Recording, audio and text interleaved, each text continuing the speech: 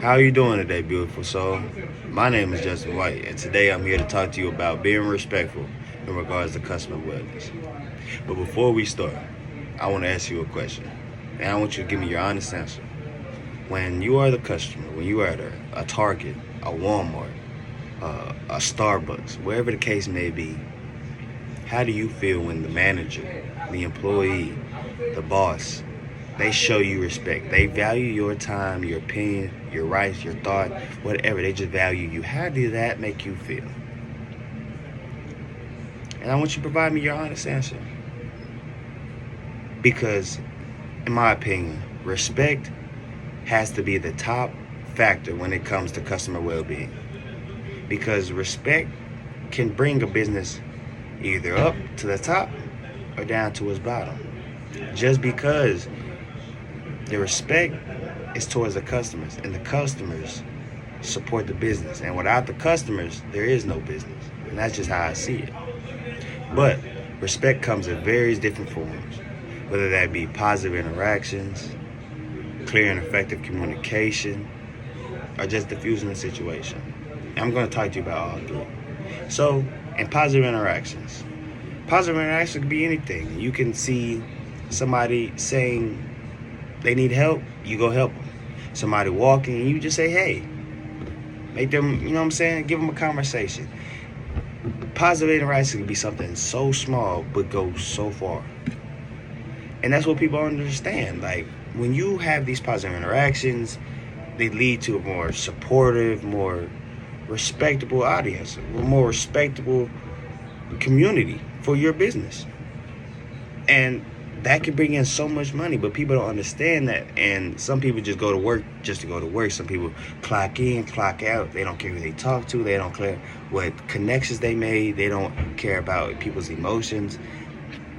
And that needs to change, because if you really want to have your customers coming back to you, supporting your business, you know what I'm saying, actually valuing your time as you value theirs, positive communication needs to happen. Positive interaction needs to happen. Also, like I said, there's diffusing a situation. Whether that be a customer yelling at you, fussing, throwing a fit, causing all types of problems. You have to take it upon yourself to respect the company and respect the customer, because everybody knows the saying. You know the saying, I know the saying. The customer is always right. Whether you like it or not, as an employee, a boss, or a manager, whatever the case may be, the customer is always right. And you have to treat every situation as such. So when they're fussing, when they're doing that yelling, when they're doing that bickering, you have to remain calm, you have to remain professional, and you have to do the things you need to do to diffuse that situation. Talk calmly, you know what I'm saying? Really understand what they're trying to communicate with you, so that y'all can both diffuse the situation and it's a win-win for everybody. Also, lastly, but not least, because there's plenty of various different ways, I just chose these three because I feel they are the most necessary. So to state my last point, it will be clear and effective communication. And clear and effective communication can be such as sending out memos, sending out flyers, sending out dates and times and events for your customers, just keeping them in the know, keeping them in the now by sales, deals, when you're closing, when you'll be open, certain holidays, your hours, all of that. That will show so much signs of respect, so much value for their time. And that pours back into you, your business. Conclusion: positive interactions, clear and effective communication, and diffusing the situation, calm, collected, are the most important part of customer wellness. But as a whole, being respectful, being respected can go a long way for your business and your customers. So while you're out there serving, while you're out there buying, show respect. Show respect for one another. And watch out for our Texas. My name is Elijah Jordan, and I will be talking about the importance of giving feedback. It is best to provide recipients feedback in phases so they may make improvements before moving on to the next activity and before a formal review. Building strong relationships with the recipients and the people giving the feedback is essential to providing effective criticism because it generates a friendly atmosphere. Giving feedback creates a dynamic communication path between companies and their customers, crucial for preserving consumer well being. Customers may express their experiences and concerns in a two-way manner, promoting empowerment and engagement. And engagement. Positive comments support the qualities that consumers find in valuable goods or services, enhancing their general satisfaction and well-being. On the other hand, positive criticism or unfavorable comments give companies insightful information about areas that they would need to improve on, facilitating quick fixes and avoiding protracted discontent. This repetitive feedback processes shows a dedication to providing excellence customer service and which promotes commitment and confidence. In the context of wellness related products or services, feedback could include suggestions for improvement and advice or incorporating healthier practices, as well as addressing any concerns of safety and satisfaction. Positive feedback is a form of constructive communication that focuses on acknowledging and reinforcing desirable behaviors or outcomes. It serves to motivate and encourage individuals by highlighting their strengths and accomplishments. In various contexts, positive feedback contributes to a positive work or a personal environment, fostering a sense of appreciation and recognition. For example, if you want to give feedback on someone's demeanor or personality, you could say, "Your positive attitude and willingness to collaborate makes you a valuable asset to our group." If you would like to perhaps mention someone's ideas and how they think, you can tell them the creativity and innovation you bring to the table continues to elevate the quality of work. Lastly, if you're just in a great mood and feel the need to just compliment your coworker and just tell them, "Keep up the fantastic work. Your efforts truly make a difference." Remember, kind words can truly brighten up someone's day. Furthermore, feedback is the key to having a great working space for you and your team, so make sure you use it efficiently. Thank you for listening. Hello, my name is Deatre Anderson, and today I'm excited to explore the captivating realm of offering incentives, a potent tool that businesses wield to mold consumer behavior and elevate their overall success. Thank you for joining me on this insightful journey. So let's first start by understanding what incentives truly entail. Incentives in the context of business are rewards or perks provided to consumers to encourage specific behaviors or actions. These can come in various forms, such as discounts, loyalty schemes, exclusive access, and promotional offers. The significance of offering incentives cannot be overstated, as it plays a pivotal role in shaping customer relationships and driving business growth. One key aspect of incentives lies in their ability to foster consumer loyalty and retention. According to Magatef's insightful research from 2015, organizations that implement incentive programs witness an impressive 20% boost in their client retention. This statistic underscores the impact of rewards in keeping customers coming back for more. Moreover, incentives contribute to increasing the customer lifetime value and promoting repeat business. Magatef's research in 2015 further reveals that a staggering 73% of consumers are more likely to make a purchase if they are presented with a personalized incentive. This emphasizes the importance of tailoring incentives to individual preferences and behaviors. Now let's explore some effective strategies for implementing incentives in a way that maximizes their impact. Personalized rewards stand out as a key approach, allowing businesses to tailor incentives based on client preference and behavior. This might involve sending personalized discounts or exclusive deals, creating a more individualized and engaging experience for customers. Loyalty programs also play a crucial role in incentivizing customer behavior. According to Magatest research in 2015, businesses with loyalty programs are 60% more profitable.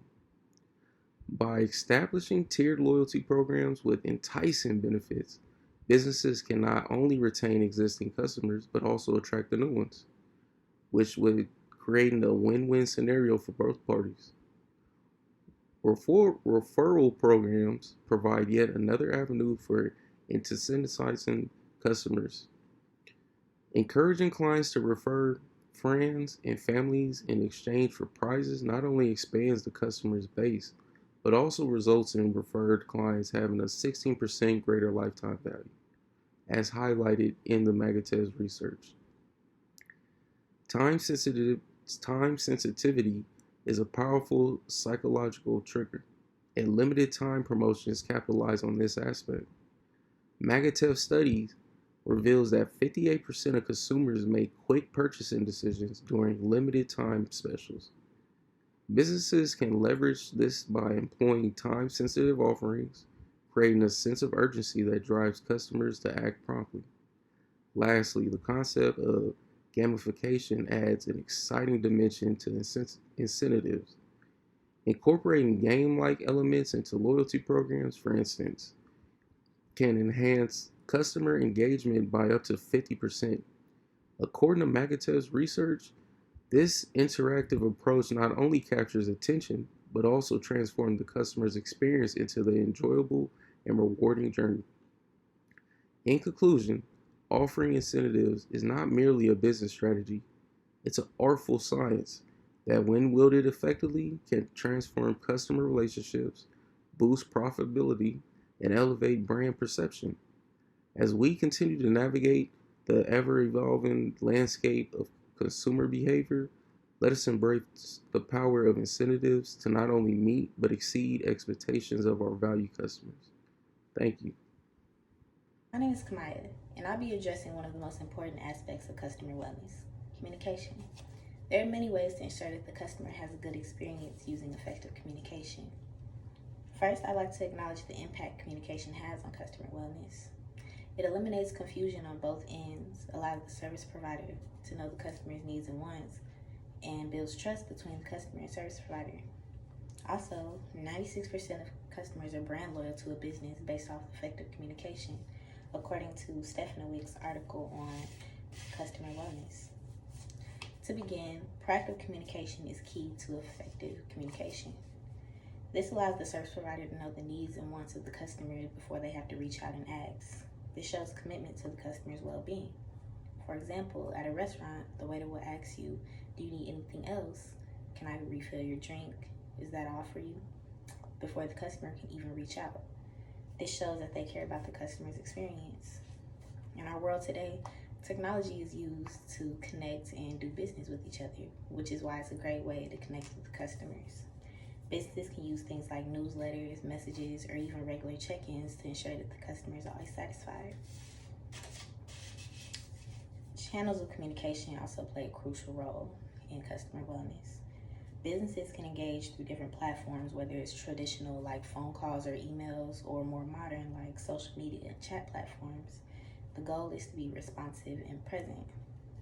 Furthermore, transparency is needed in effective communication to allow the customers to trust the business that they're with. Customers want businesses to be open and honest about their products, services, or any potential challenges. This allows the customers to make decisions that align with their needs and expectations. Also builds a foundation of trust and long-term wellness within the company. In addition, active listening plays a valuable part in effective communication as well, although it's often overlooked. Businesses need to understand concerns, preferences, and feedback in order to tailor their services to the customer's specific needs. It's not just about hearing, it's about comprehending, empathizing, and responding appropriately to the customer's needs. It demonstrates that the customers are valued. feedback is another valuable role. Encouraging customers to share thoughts and experiences and actively seeking feedback makes customers feel heard and appreciated. This allows both parties to contribute to the enhancement of products and services. It also nurtures a healthier relationship with the customer and business. Effective communication is a staple in maintaining customer wellness, from proactive engagement to transparency, active listening, and feedback loops. Every interaction shapes the customer experience. As a business, customer wellness extends beyond the transactions. It's about building relationships that contribute to the overall wellness of the customer. Hello, I am Dejanay Thomas, and in this part of this presentation, I will be talking about how to quickly address issues while maintaining customer wellness. Customer wellness basically involves problem solving, concerns, and reassuring satisfaction and promoting a positive experience to support our customers' overall well-being. By that, we have to take into consideration of what our customers are facing and what challenges they're going through. A couple steps would be identifying the problem, find out what the customer's needs are, having positive solutions, planning a solution, and analyzing the results. The first step, identifying the problem, which means understanding what the problem is or the challenge that the customer is facing. So by that, we have to understand how we can help the problem by understanding what the problem is from our customers. Next, finding out the customer's need. So basically determining what customer's need is by gathering information and expectations and feedback to understand their preferences. So by that, we have to understand and communicate with our customers to understand what their needs are really needed. Next one would be produce possible solutions. By that means brainstorming, proposing various options to address their needs or concerns. So having a backup plan or finding a way to help and to talk to our customers about their problems or their concerns. Another step would be having a situation planned. So by that, having an outline step by step to show the steps that our customers could take to help satisfy their needs. And last one will be to analyze the results. By that, we enhance the customer satisfaction. So we basically are celebrating or having a success of helping the customers by satisfying them and helping them with their problems and their concerns. An example would be a customer complaining about a billing error, and for what we can do to have a quick response is having acknowledge the concern, investigating, and providing a clear explanation of the situation.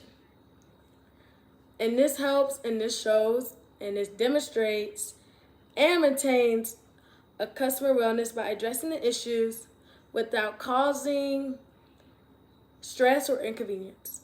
So if a customer is having another problem, let's say, for example, a customer is having a problem with a product that you sold to them. So we have to listen and understand where the customer is coming from to give them a positive feedback and help them solve the issue that they're having, so we could get to further steps on satisfying our customers.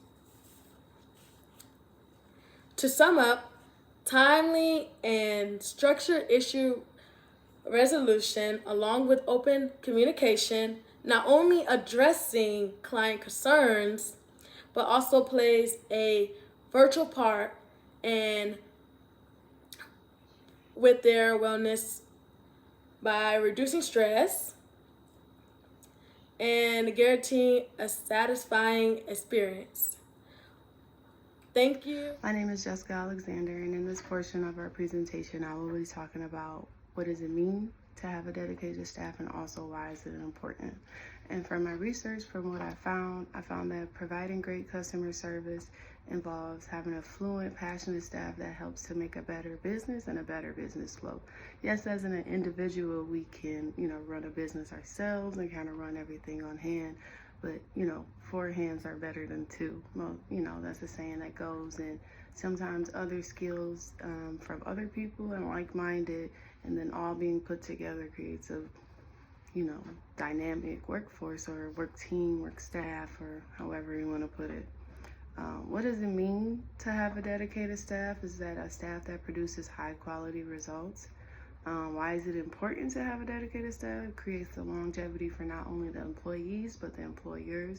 It helps to create stability, long-term throughout the company, that, people recognize the same faces, same people, same style of business and, traditional routine of the business. And it just creates for a better representation of the workplace.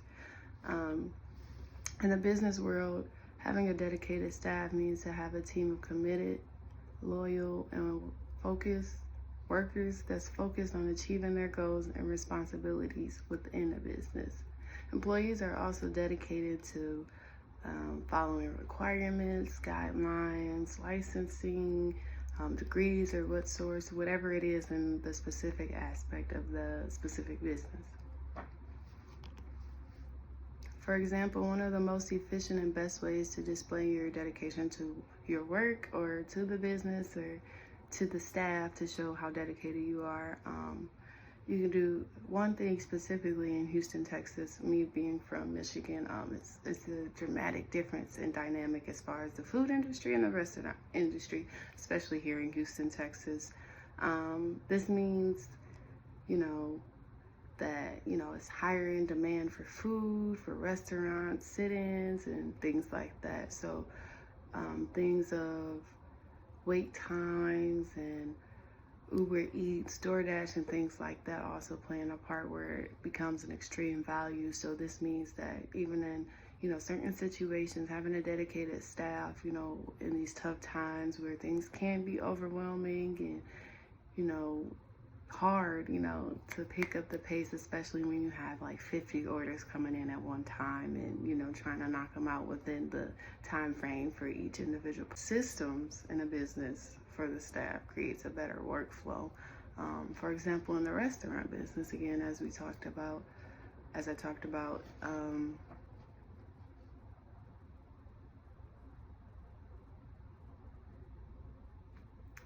you can start off the day usually within whatever business. You can start off with an office meeting early in the morning, team huddles, or whatever they want to call it, to designate what the focus is for the day, who's doing what, how can we accomplish the business goals and make it easier for everybody else.